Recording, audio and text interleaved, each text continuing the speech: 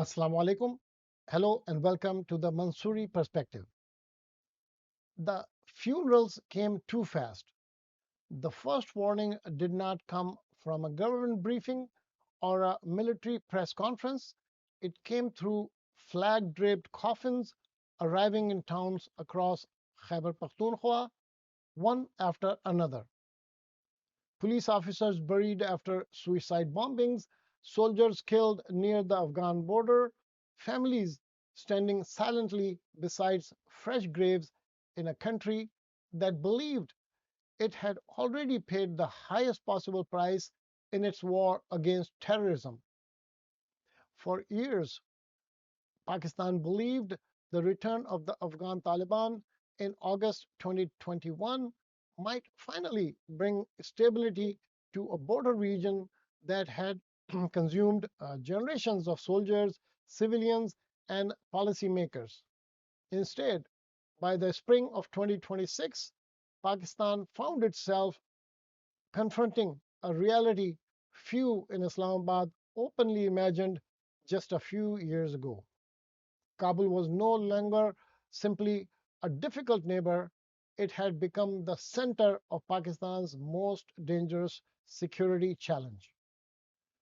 The warning signs had been building quietly. Then they exploded. In recent weeks alone, Pakistan has witnessed a string of devastating attacks in Khyber Pakhtunkhwa. In Bannu, militants rammed an explosive laden vehicle into a police compound before launching a coordinated assault that killed more than a dozen officers. Days later, another bomb tore through a crowded market in Lucky Marwat. Pakistan's official publicly blamed militant operating from Afghan territory, particularly the Tehreek-e-Taliban Pakistan or TTP. This is the new security reality Pakistan is confronting. The line between Afghanistan's instability and Pakistan's internal security has almost disappeared. The Taliban government in Kabul rejects Islamabad's accusations. Afghan officials insist Afghani soil is not being used against Pakistan and argue that militancy inside Pakistan stems from domestic grievances. But in Islamabad, patience has visibly thinned.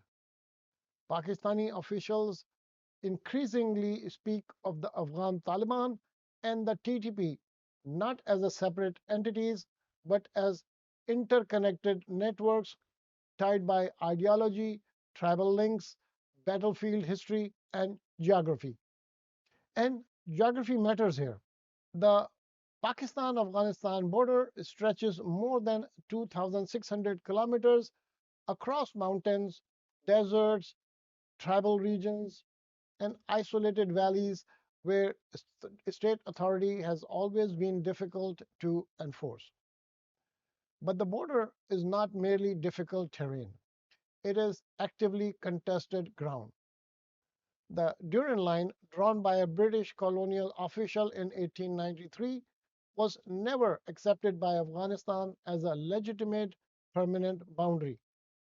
The Afghan Taliban, like every Afghan government before it, refuses to formally recognize it. That dispute is not academic. It matters that when Pakistan forces act along or across the border, they are not simply conducting counterterrorism operations, they are asserting territorial sovereignty that Kabul has never conceded. Every Pakistani strike inside Afghanistan lands on ground that, in Taliban's eyes, is protected Afghan soil. The border itself is a grievance, and grievances accelerate wars. For decades, militants exploited that terrain during the Soviet War, the American War, and the post 9/11 insurgencies. What changed after 2021 was not the existence of militant sanctuaries, it was the collapse of the buffer that once separated Afghan Taliban ambitions from Pakistani Taliban ambitions. The Afghan Taliban succeeded in Kabul. The TTP watched carefully. That psychological effect may be one of the most underestimated developments in South Asia since the US withdrawal from Afghanistan. The TTP, weakened years earlier by Pakistani military operations such as Zarb-e-Azab and Radaul Fasad, certainly found renewed confidence, space, and momentum after the Taliban victory next door. The message the Taliban's triumph sent was operational as such as ideological. Patience, sanctuary, and cross border support could defeat a modern military. Attacks inside Pakistan sharply increased after 2022, particularly targeting police, paramilitary forces, and Chinese linked infrastructure projects. The TTP was not simply emboldened in spirit, it was re energized in capability, using Afghan territory to recruit, rearm, and plan with a freedom it had not possessed for years. Pakistan initially tried dialogue. There were negotiations, temporary ceasefire, tribal mediation, even quiet diplomacy involving Qatar, China, and Turkey. But the violence continued. By early 2026, the situation had escalated into cross border militancy exchanges, airstrikes, and direct clashes between Pakistan and Afghanistan Taliban forces along the Durand line. For many Pakistanis, this marked a historic turning point. Pakistan had spent decades navigating Afghanistan through influence, intelligence, networks, and strategic depth calculations. Now, for the first time in modern history, Pakistan appeared to be preparing for the possibility of sustained confrontation with the Taliban led Afghanistan itself. But here is another layer to this crisis that makes it even more dangerous. Neither side truly wants a full scale war, and yet both may be losing the ability to stop one. Pakistan is already managing economic pressure, political polarization, and counterterrorism operations on multiple fronts. Afghanistan, meanwhile, remains internationally isolated, e- economically fragile, and heavily dependent on regional trade access through Pakistan. A prolonged conflict would destabilize both countries and create severe humanitarian consequences for millions living near the border. But wanting to avoid war and being able to avoid it are different things. The structural logic of this conflict keeps pulling both sides toward escalation, regardless of intent.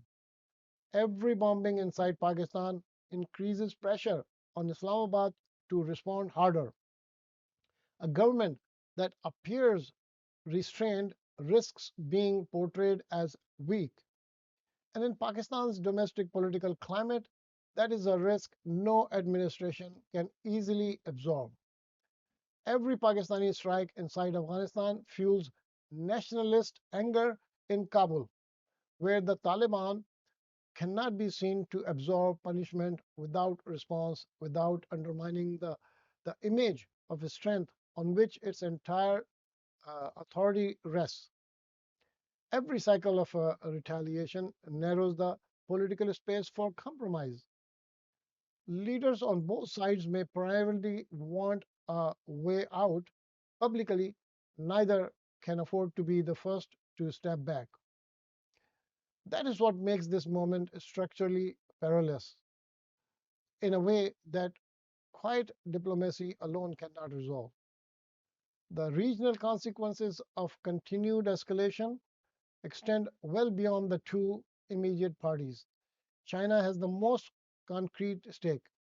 It has invested heavily in Pakistani infrastructure through the Belt and Road Initiative and shares a narrow but strategically sensitive border with Afghanistan through the Wakhan corridor.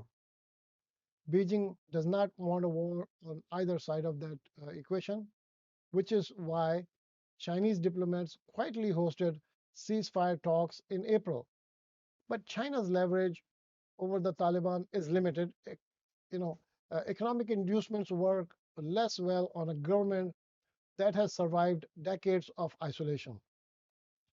The United States, no longer militarily present in Afghanistan, nonetheless watches transnational terrorism flows closely. A destabilized Afghanistan Pakistan border is precisely the environment in which groups like IS Khorasan province rebuild operational capacity. Gulf states that have invested diplomatically in Taliban engagement as a stabilizing bet now face the possibility that bet collapse entirely. And ordinary Pakistanis, oh, they are tired of burying their dead. For nearly 2 decades, Pakistan fought to pull itself back from the edge of terror. Entire cities carried the scars of bombings. Children were murdered in classrooms. Soldiers disappeared into mountains and did not return. The country paid in blood for every inch of stability it reclaimed.